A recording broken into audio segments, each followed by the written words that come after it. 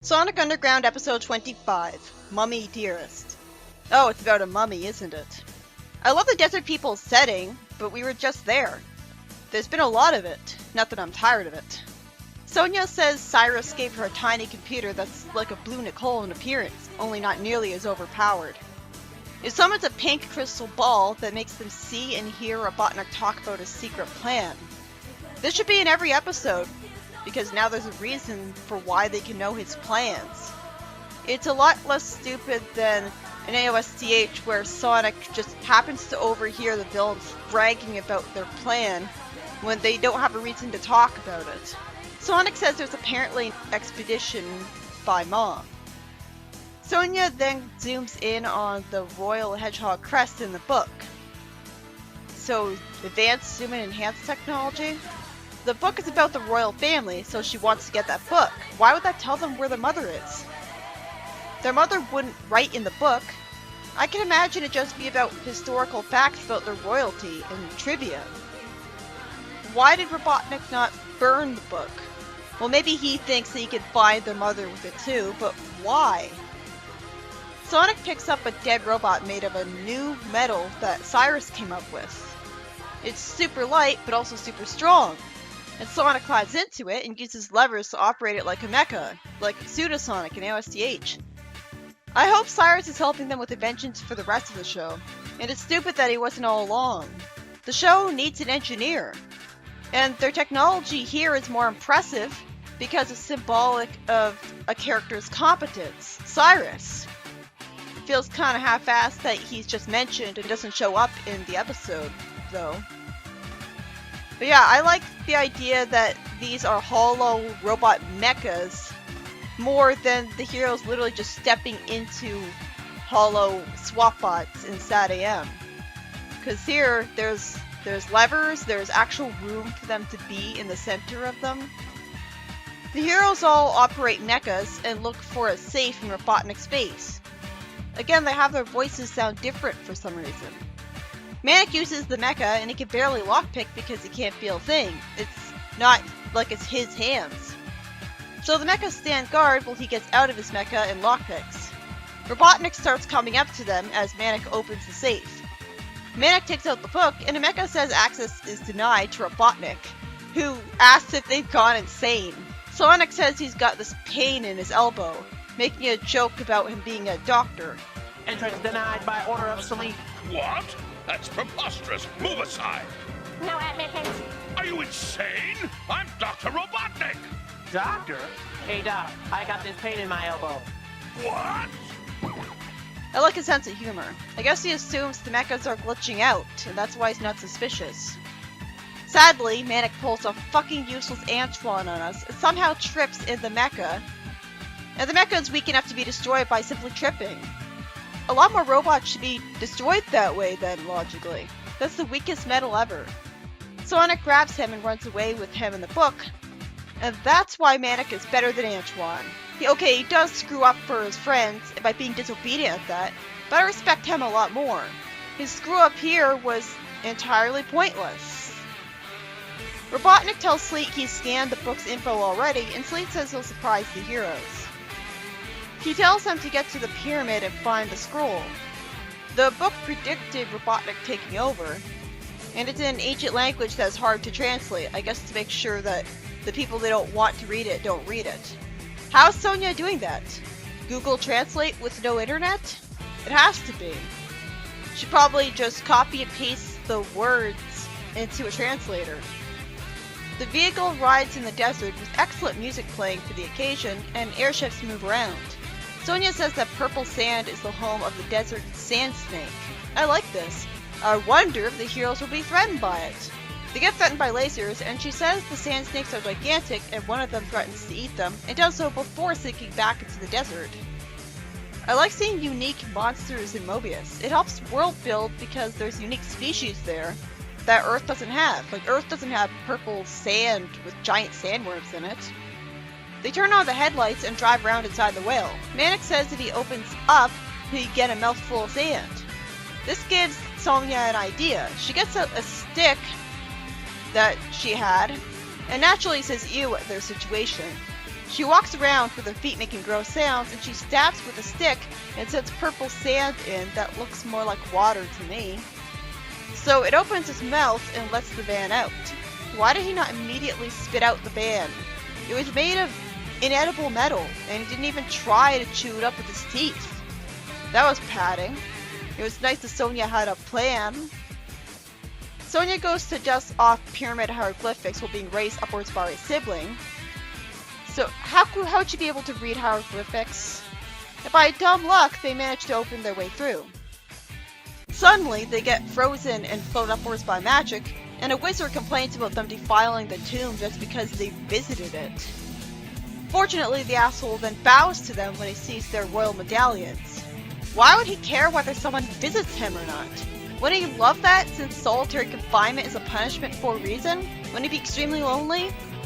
Dingo is turned into a ball and rolls along a narrow path of traps and is told to look around the corner. Why doesn't he quit? He's not brainwashed, he's not legionized so he'd blow up if he said no. I guess Robotnik did force the bounty hunters to work for him, so he literally doesn't have another choice in a job and he'd just get roboticized if he did quit. But he doesn't make that very clear. You think he'd at least talk about how he wishes he could quit. The wizard shows them an ancestor of theirs and says how to go to the main chamber and stuff. Then Sleek blasts the heroes with sand that keeps them still. I guess Sonic was too surprised by seeing him to react fast enough to avoid the lasers, even though he can react fast enough to handle his super speed. Sleek says they look like mummies, and he wants the wizard guy to tell them how to deactivate the traps. I guess it makes sense that he would agree to it because he's scared.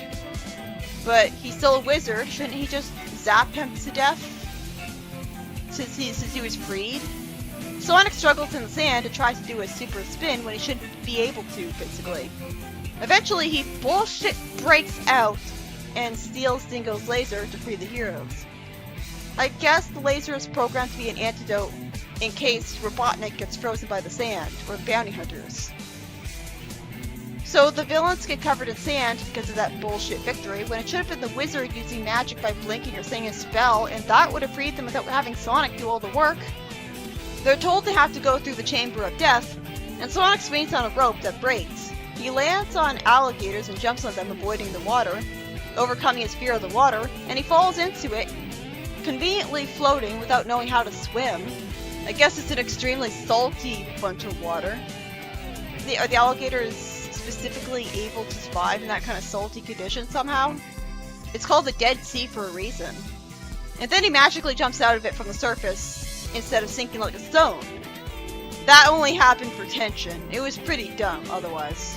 He then makes a bridge for his friends. For no reason whatsoever, now the villains have escaped their sand bonds. Off screen at that. We don't even see how they did it. I guess the sand is temporary? That's dumb.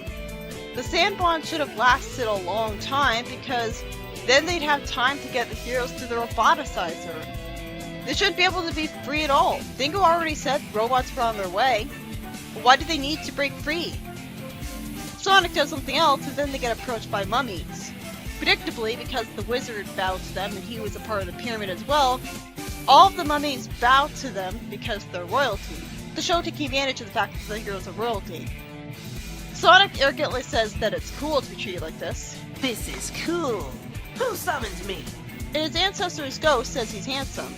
And Sonia charmingly remarks on how the two are similar. What a handsome lad. Oh yeah, they're related. The ghost says he can take the scroll for a price. Why can't he just give it to him? He's his descendant. Okay, it's not that big of a price. He wants a song because he's waited an eternity for music. He would have, if he was conscious all this time, he would have gone insane from boredom. After the bad song, he gives them a scroll and uses his curse to save the day. So we can paralyze villains just because he's a ghost? It's kind of bad that in-universe everyone thinks the bad songs are good. But I guess they can't just say that they're bad, because it would be marketing bad, and then everyone would be wondering why they have the songs at all if they know that they're bad. Sonic is advised to leave by the wizard, who is fortunately nice enough to help them. How could there be a blueprint for getting rid of Robotnik? What's it gonna— oh! It crumbles into dust! Fuck you! Etched into the glass, Sonia sees a message she remembers from school, and translated, it says that hedgehogs will prevail. You don't say! What a horrible ending! The only reason the scroll crumbled was because of the idiotic meta-logic that the show is terrified of changing the status quo. Can't they just progress even a little bit?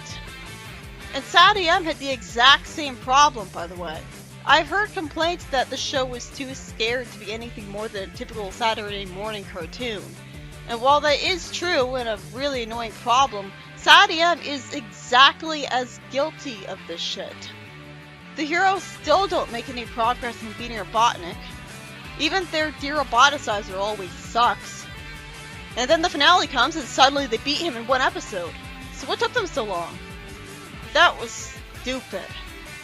Is it realistic for the school to crumble like that? Well, I don't care. Okay, at least the episode as a whole was good. I liked that Cyrus was being useful as the off-screen engineer giving them technology, even if he should have been the one providing them with all their technology, and Sonia tells her friends it was Cyrus as if it's not a normal thing that he always does. I liked that he gave them the ability to overhear Robotnik's plans through a computer. This is something that should have always been the case, and continuities like OSCH need it, because as lazy as it is, it's at least a explanation, and not the heroes just being in the same places as the villains to stop their plans by sheer coincidence. I also like that the heroes went to a desert again to go to a pyramid thanks to the direction of a book. Wait, why did the book direct them to go to a pyramid again? Why didn't it just tell them the message the scroll should have? Anyways, I love that the wizard treated them with respect after seeing the royal medallions. It was a twist when he seemed like an evil villain whining about something stupid before. It's not like someone going into the pyramid without permission would end the world. And Sonic is charmingly arrogant like Scourge by loving being treated like a king. It's also cool that the heroes were descended from Egyptian royalty all the way back then. I guess their ancestors immigrated out of Egypt at some point because it's a freaking desert. It was cool to see an invention where the heroes and villains get trapped in sand bond things shot by lasers. And I also really hated that after all their effort to get the scroll, it crumbles before they can read it. Why make— I mean, the episode was fun to watch, but it ended up being pointless. That was so rude of the writers to do. Why would a— it was so mean. Why would a blueprint for taking down Robotnik even be in an ancient pyramid that was built before Robotnik was born anyways? Would it have led them to a magical artifact? Why can't they use the Chaos Emerald to kill or imprison Robotnik? There's no reason Knuckles wouldn't agree to it. Robotnik sent thieves to his island. Is it that the emerald would have to be taken out of his island to use against Robotnik? And thus the island would crash? They can't just wish on the emerald and then something happens? Why doesn't Robotnik send an entire army of deadly flying robots with bombs to Angel Island and overwhelm Knuckles and steal the emerald? And just keep doing that over and over again? What an idiot!